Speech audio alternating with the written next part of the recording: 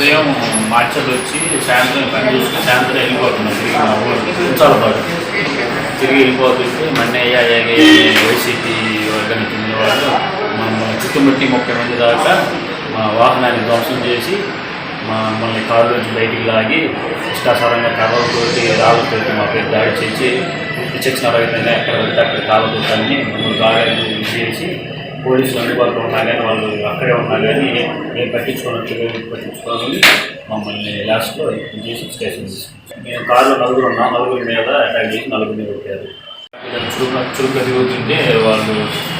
దాన్ని సహించలేక వాళ్ళే నెగ్గాల వాళ్ళే చేయాలా మా పోటీ ఎవరు రాకూడదు మేమే ఇవ్వాలి మేమే ఇలాగా మమ్మల్ని చేసి మమ్మల్ని